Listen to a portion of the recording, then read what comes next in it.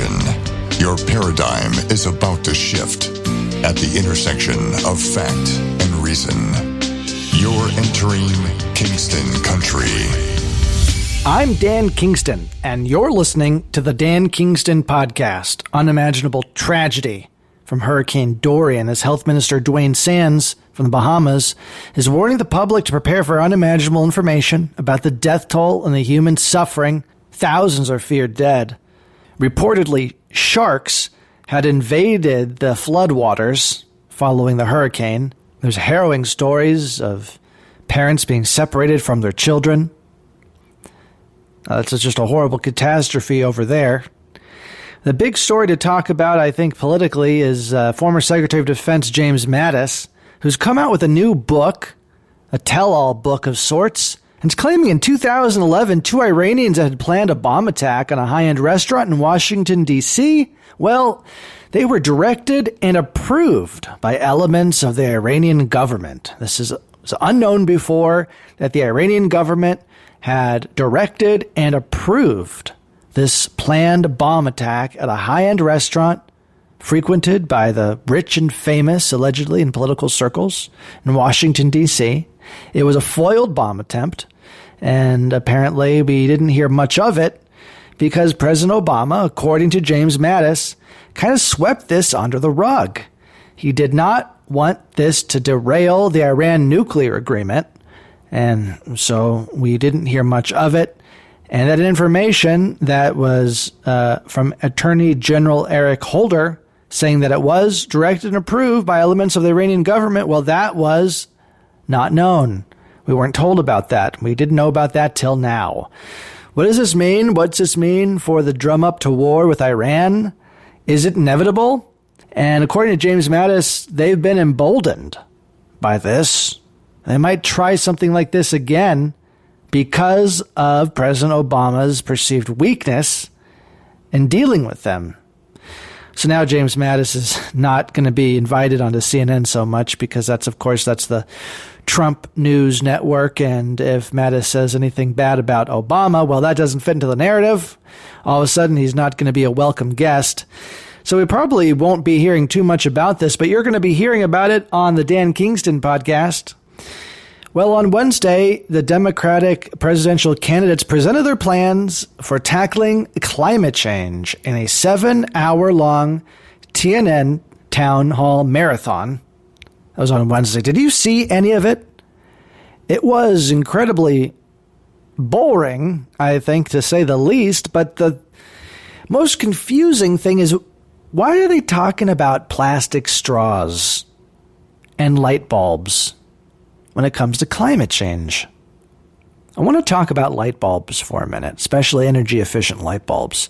You know, we all grew up with those really warm yellow lights, but they were too hot. They released too much carbon. They wasted too much energy. Now we have LED lights, heralded as a new energy-efficient light bulb technology, and it's really been mandated. Most of the light bulbs across the country have been switched over to the new LED technology. But the LED lights, they're not good for you. Science study after study is showing that the blue light in LEDs causes eye strain. It causes problems with concentration. And especially in people with photosensitivity, it can actually cause really severe symptoms. I don't know if you've ever had any of those symptoms or known somebody who does, but it's not that uncommon. We've been using the incandescent light bulb since the 1800s, right? It's been tested. But the LED light has not. And we don't know the long-term ramifications of completely switching to a new kind of light source.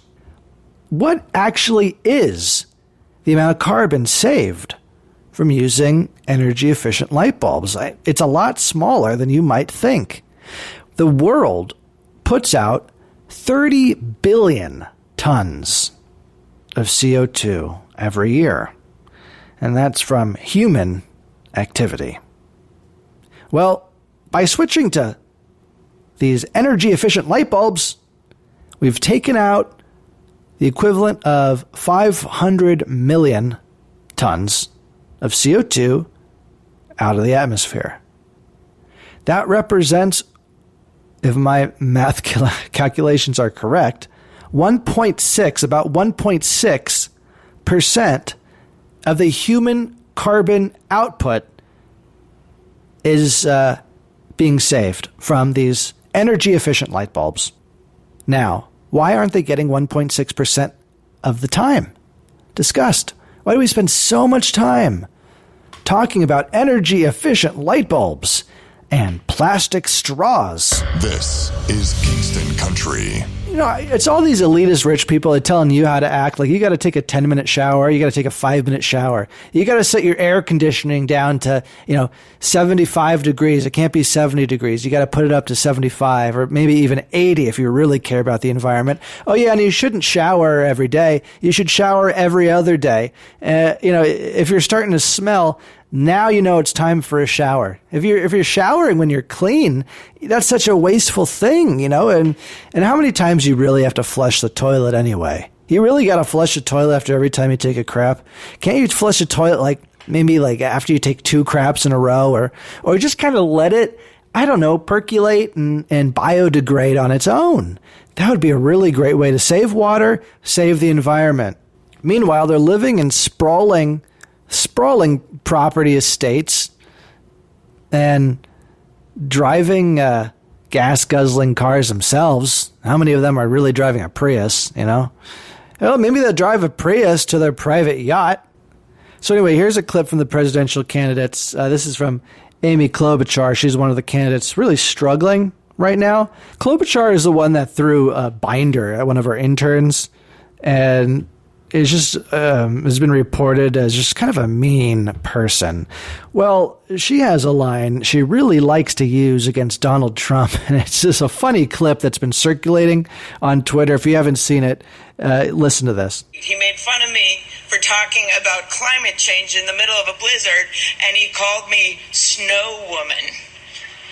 So I wrote back, hey, Donald Trump, the science is on my side, and I'd like to see how your hair would fare in a blizzard.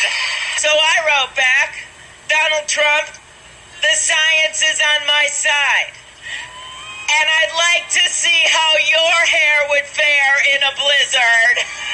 Sometimes, if you haven't noticed, you use a little humor. Like when he called me Snow Woman at my announcement. So I wrote back, I tweeted back, the science is on my side, and I'd like to see... Okay, that's enough. If you're still listening, congratulations. You made it farther than most. So this is a crazy story. Activists in Spain are separating hens from cocks so that the hens are not raped. These are vegan activists. And yeah, it's in a Spanish farm. You see, the hens aren't able to give consent. And they noticed that these cocks were raping the hens. So now they're separating them and encouraging others who own farms do the same. They're calling themselves, they're anti-speciest transfeminist, or an anti-speciest transfeminist group. Meanwhile, Pamela Anderson has come out criticizing the Me Too movement on The View. There's a video of that that's worth a listen to, but she's basically saying that men and women, they're equal, but there's things that men do that are better, and there's things that women do that are better. And what's wrong with that? Aren't we better together? Aren't we good together? I think so, especially together with Pamela Anderson, right? Biological age of humans has been reversed by 2.5 years in a groundbreaking new study. The volunteers were given a cocktail of drugs for 1 year. They actually aged backwards. After 1 year, they lost an average of 2.5 years from their biological ages. How can they tell if you've aged, like reversed aging? They can actually measure certain biomarkers in the body that do reflect the aging process. And from that, they're able to see that this cocktail of drugs worked. They weren't expecting it. They were surprised. They were shocked. They didn't think it was actually going to reverse the biological aging process. They were only really hoping for it to be slowed down. So look for that. I think everybody's looking for the fountain of youth, and We've known for a while now the diabetes drug metformin actually seems to slow the aging process as well.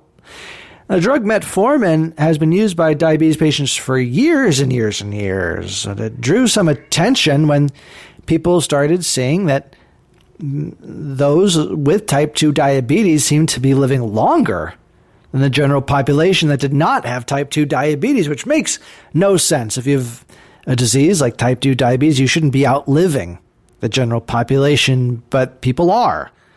And what the scientists think is going on is the drug metformin that is taken by diabetes patients is actually extending their life by slowing down the aging process in other ways. There's nothing in science that says we shouldn't be able to live to be hundreds and hundreds of years old. I mean, the oldest trees live to be thousands of years old, and there's fish in the ocean that are hundreds and hundreds of years old. Turtles can be over 100 years old. Parrots outlive humans. It's not like we've reached the limit. Aging is not looked at as a disease by the FDA. And there's a big push to include aging as a disease. And you're just sitting there, a lot of people, you might be sitting there and saying, well, aging is not a disease. It's natural. And I would counter that there's nothing natural about living a short life. And if we can prolong life, well, that's natural too. The truth is that these anti-aging drugs are not going to prolong your life as a senior citizen. They actually reverse the aging process. So you will not be living as a decrepit old person. You'll be living later in life as a younger person. Japan's set to dump contaminated Fukushima water in the ocean.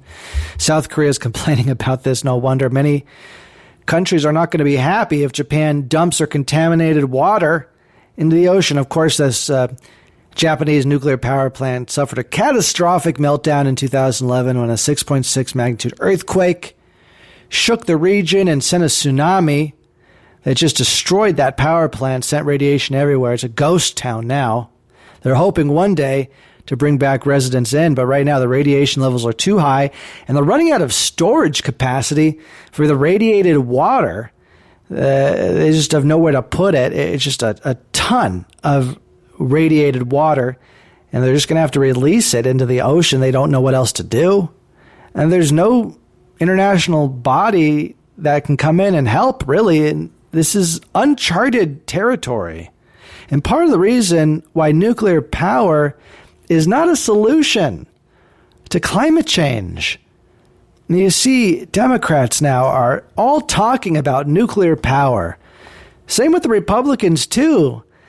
Why would you trade slowing down a very gradual process that is climate change with the possibility of immediate climate destruction that you get by employing nuclear power? It's really short-sighted. I know, the technology is advanced. It's safe now. But you're short-sighted to say that. If a major earthquake happens again, let's say a 6.6, what about a 9.6? What if a solar flare comes, wipes out the electrical grid for a number of months? You're going to have a meltdown. Well, what if Yellowstone erupts and sends us back to the Stone Age?